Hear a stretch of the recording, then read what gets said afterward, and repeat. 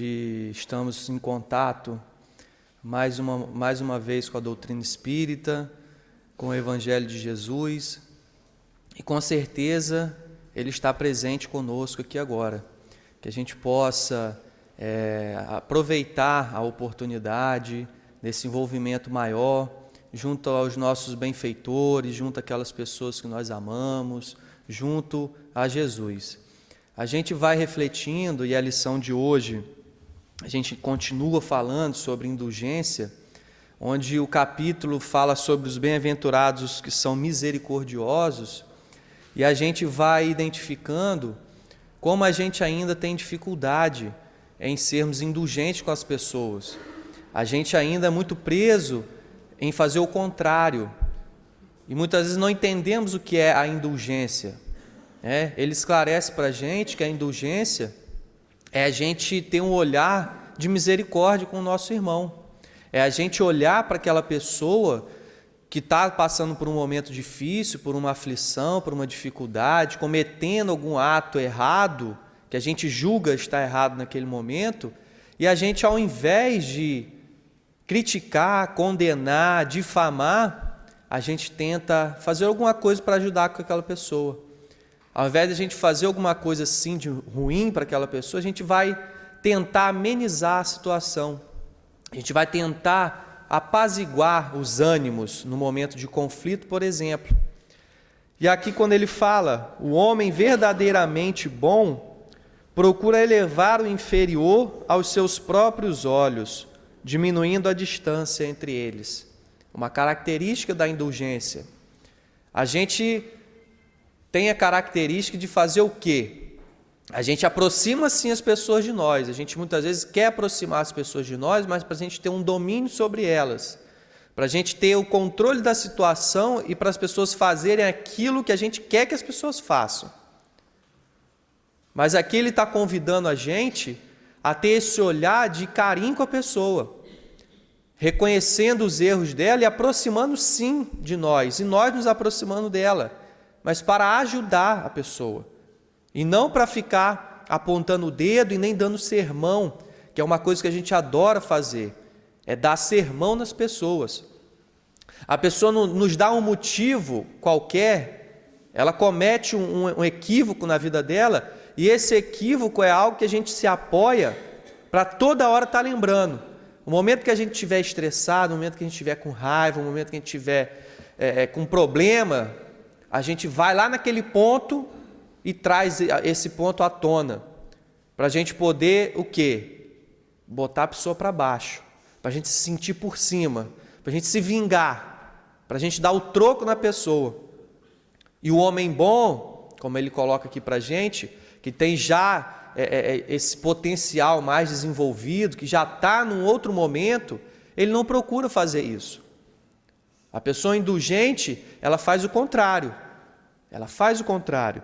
E no Evangelho, o Espírito João, o bispo de Bordeaux, ele fala assim para a gente: sede indulgentes com as faltas dos outros, quaisquer que sejam.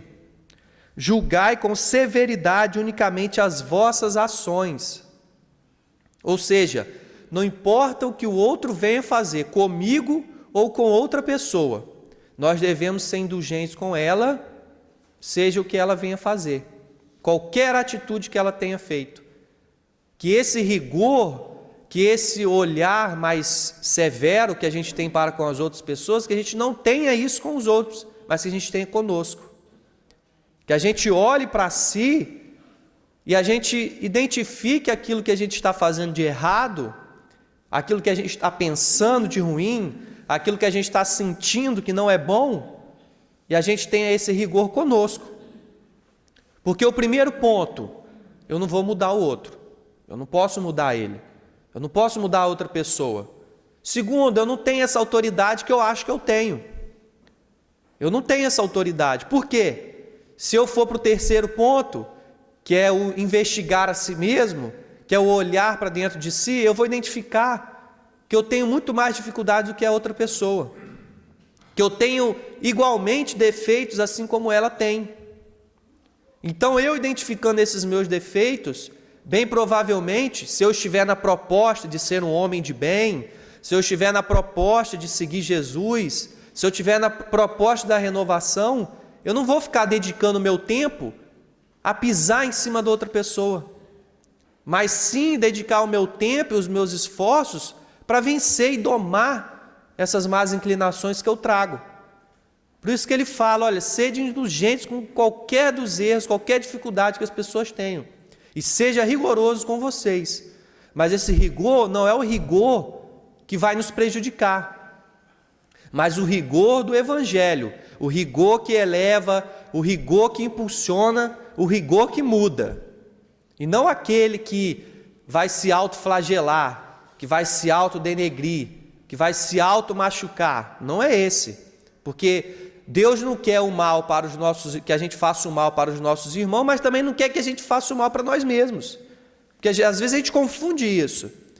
Não, eu sou uma pessoa horrível, eu sou uma pessoa muito ruim, porque eu penso isso, porque eu faço isso, eu tive uma atitude que eu me arrependi, eu fiz algo com a outra pessoa que eu não gostei, então eu reconheço isso, mas aí eu começo a me julgar uma pessoa horrível, uma pessoa terrível que merece o quê? Ser punida.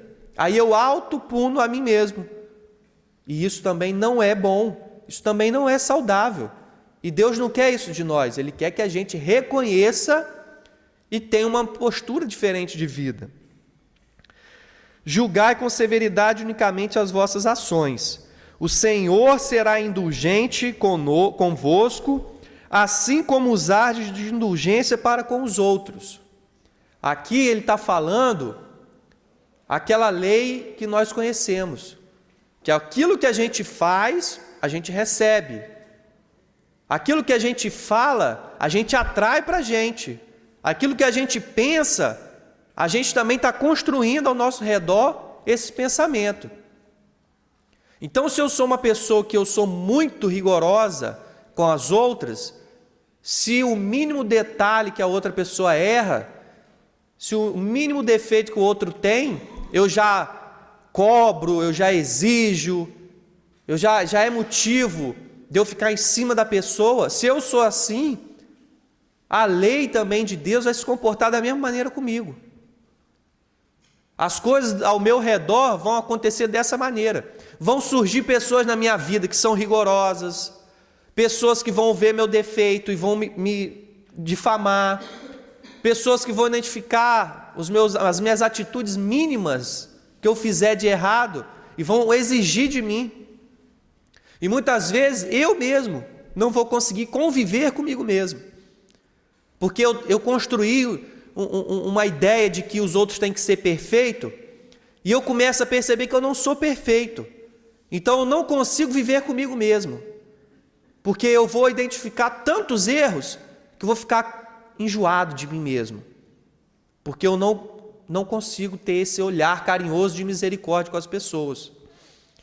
Então, quando ele convida, e quando ele afirma para a gente, que o Senhor, ele coloca o Senhor como referência, a lei de Deus, é porque as coisas acontecem da maneira que a gente também direciona a nossa vida.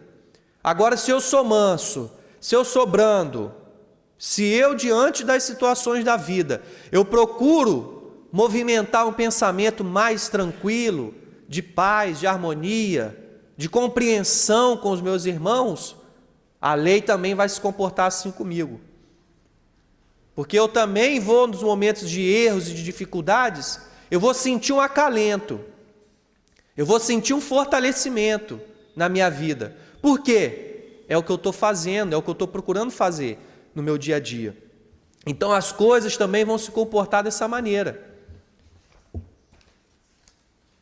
Apoiai os fortes. Quando ele convida a gente a apoiar os fortes, encorajai-os a ser perseverantes.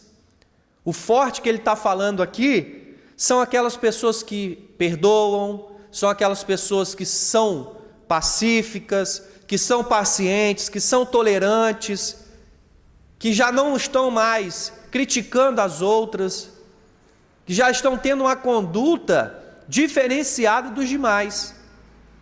Esses são os fortes do Evangelho.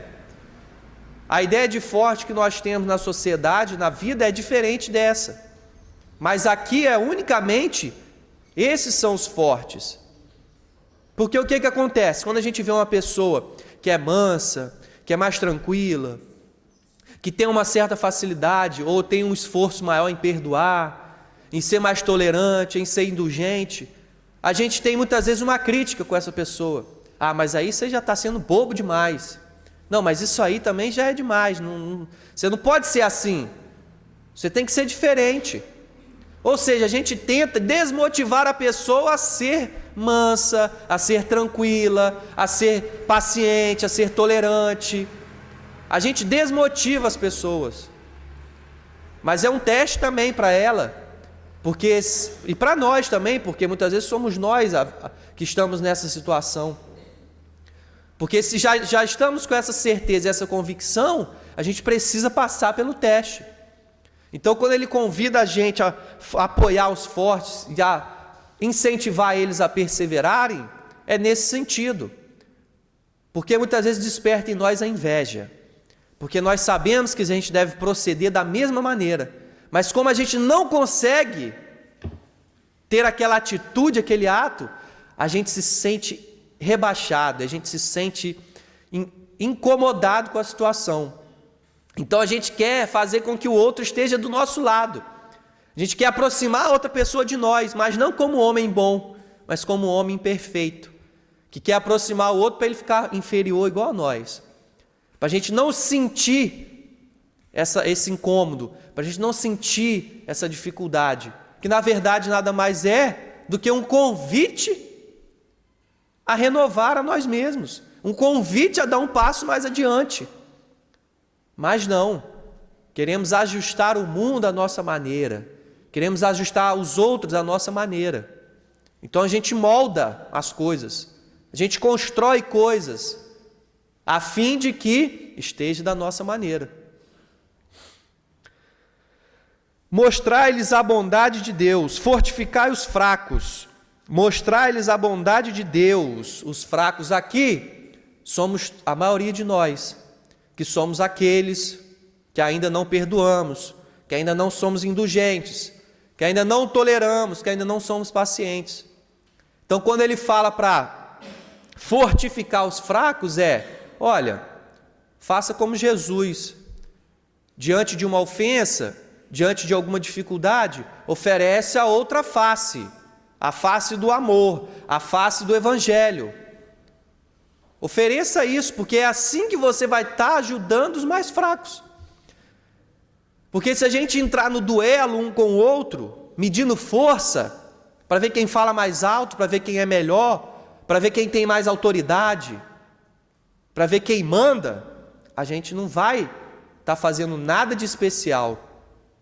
Agora, se a gente faz como o Evangelho nos aconselha, deixai que fala o mais tolo. Cala, fica quieto, silencia, harmoniza-se e deixa que o outro manifeste as suas imperfeições, o seu desequilíbrio, a sua raiva, a sua fala. Porque naquele momento, se a gente discutir, vai ser pior. Vai ser pior. Então, quando ele aconselha isso para a gente, é porque tendo essa atitude, a gente vai estar auxiliando o outro, mesmo que a outra pessoa naquele momento ela não saiba disso, mesmo que ela não perceba, mesmo que isso não faça diferença, mas pelo menos eu vou estar fazendo a minha parte, e que um dado momento aquela pessoa vai identificar sim, porque nós observamos, nós somos observadores. Então o mínimo de ato da outra pessoa a gente observa, seja ele ruim, seja ele bom. O que acontece é que nós damos mais atenção aos ruins, mas no momento propício, o germe do bem vai florescer. E aí a gente vai lembrar de toda a nossa vida, dos exemplos bons que nós tivemos, e que naquele momento não prestamos atenção, mas ficou registrado. Então por isso que um ato no bem nunca é inválido, ele sempre tem o seu valor devido, porque ele sempre vai estar presente na nossa vida e na outra pessoa. Compreendeis todos vós a misericórdia infinita do vosso Pai, E não esqueçais jamais de lhe dizer por vossos pensamentos e principalmente por vossos atos: perdoai nossas ofensas, assim como perdoamos aos que nos têm ofendido. Compreendei bem o valor dessas sublimes palavras, em que não só a letra é admirável, mas também o ensinamento que elas contêm. Ou seja, quando rogamos misericórdia, como pedimos perdão das nossas ofensas, dos nossos pensamentos, dos nossos atos, quando pedimos isso, que a gente apenas não faça por pensamento, mas que a gente demonstre também que a gente quer o seu perdão. Porque a gente faz isso, a gente pede. A gente pede, mas no nosso dia a dia, na nossa vida cotidiana, a gente não demonstra isso. A gente não mostra que a gente está desejando esse perdão. Porque a gente faz o pedido, mas daqui a pouco a gente está fazendo a mesma coisa. Aí depois a gente pede de novo, a gente se arrepende, mas aí continua fazendo as mesmas coisas. Fazendo aquilo que já sabemos que não é certo, que é errado. Então por isso que ele fala, olha, pelo pensamento, mas principalmente pelas suas atitudes. A começar por onde? A perdoando os nossos irmãos, os corações que convivem com nós. No Evangelho, no livro Caminho, Verdade e Vida, Emmanuel diz para a gente do homem de duplo ânimo. Duplo ânimo. Ele fala para a gente que esse duplo ânimo é o que a gente passa, que é o ânimo pelo saber, né? O ânimo por saber, por admirar, por ler, por estudar, por achar bonito, Jesus, e o ânimo por viver isso. Nós ficamos no ânimo do saber apenas, em saber, em estudar, mostrar que sabe, decorar o capítulo, o item do Evangelho, do Livro dos Espíritos, decorar passagens de Jesus, decorar palavras bonitas, frases belas, poemas, músicas, mas a gente fica na esfera do saber, a gente só sabe. Agora, quando passa para a esfera do viver, é que é o nosso desafio. Porque a falta de vivência do Evangelho é que acarretou e acarreta até hoje as dificuldades que a gente vê na nossa sociedade. A gente pode fazer muita coisa, a gente pode fazer o que a gente quiser para mudar a sociedade, mas se a gente não mudar e a gente não começar a ter esse duplo ânimo que Emmanuel fala para a gente, o nosso planeta, o nosso mundo, a nossa sociedade, os nossos filhos, os nossos amigos, os nossos pais, não vão também mudar, porque a mudança acontece ao nosso redor a partir de nós. As coisas, o mundo ao nosso redor se ajusta a partir do nosso mundo íntimo, nosso mundo particular. Se eu tenho um mundo íntimo desequilibrado, desarmonizado, rigoroso, maldoso, maledicente, o mundo ao meu redor vai ser assim, vai ser dessa maneira. Então vamos seguir esse conselho de Emmanuel e vamos tentar ser esse homem de duplo ânimo. Vamos sim saber, vamos aprender, vamos estudar, vamos pensar, vamos meditar, vamos refletir, mas sempre na tentativa de viver isso que nós estamos aprendendo, isso que nós estamos sabendo, porque senão de nada valerá.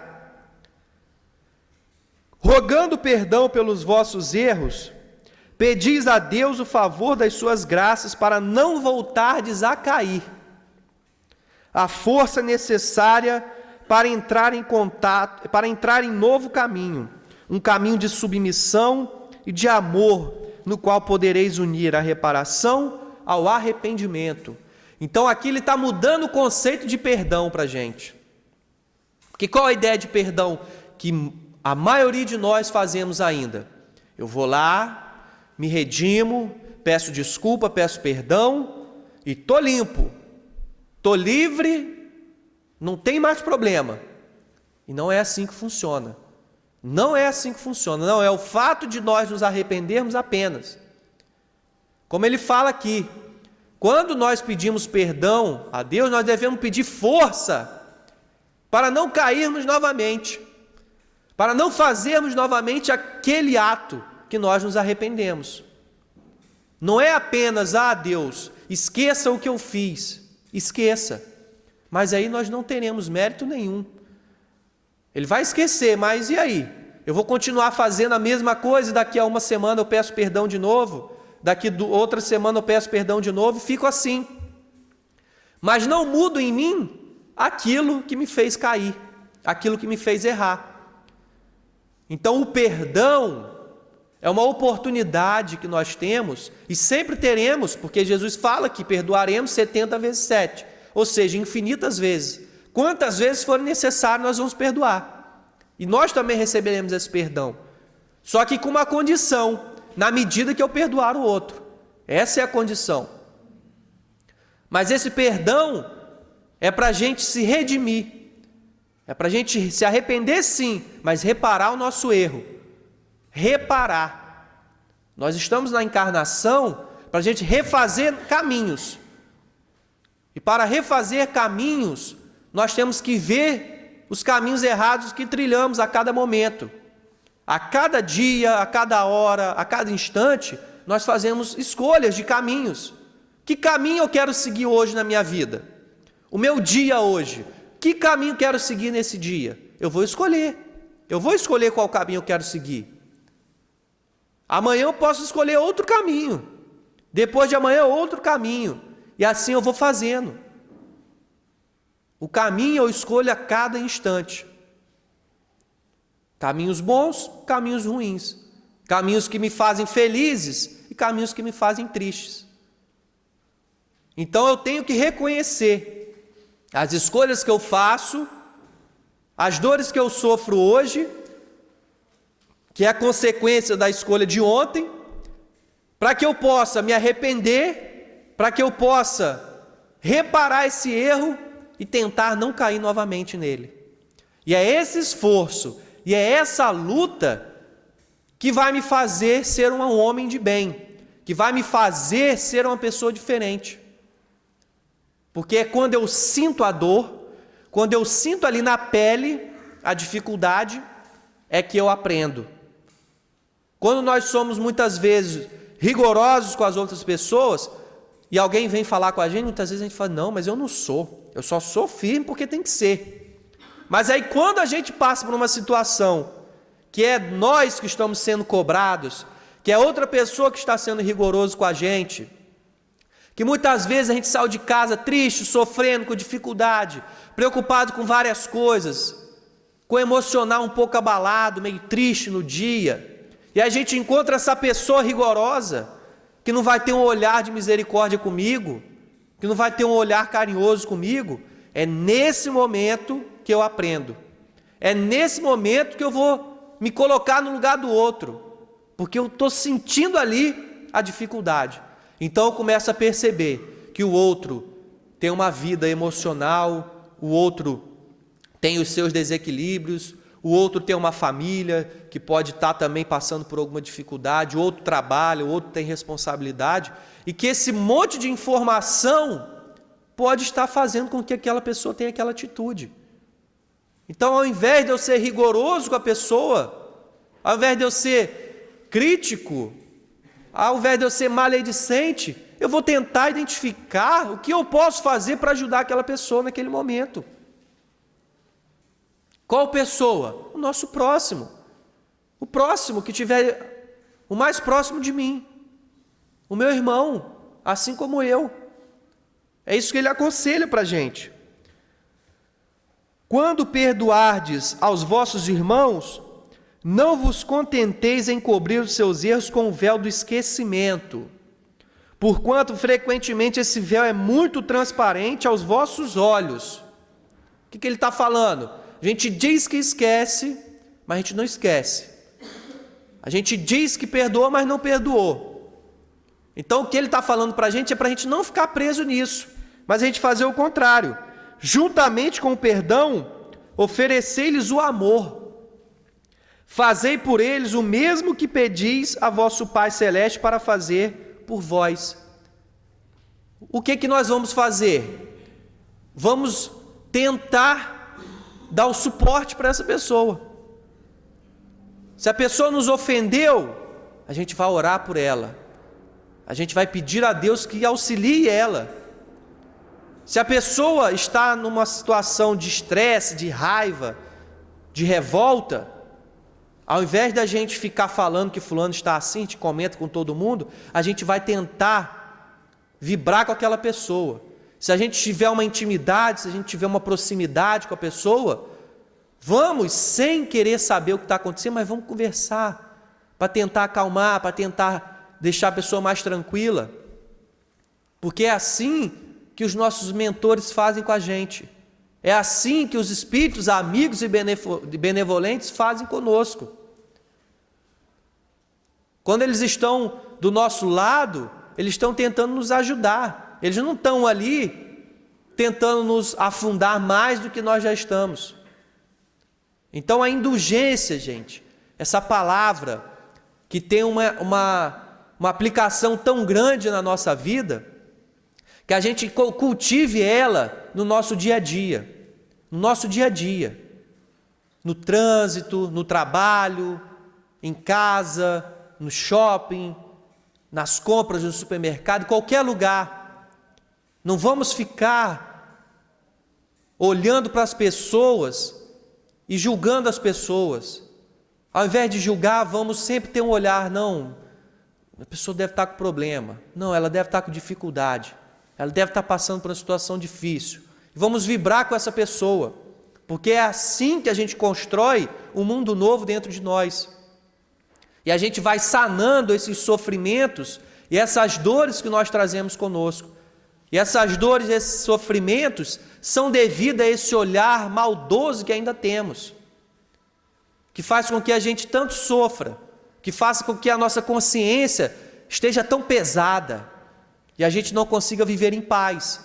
Essa felicidade que não temos é porque a gente não movimenta essa felicidade, a gente movimenta a infelicidade, a gente movimenta pensamentos daninos que prejudicam a nós.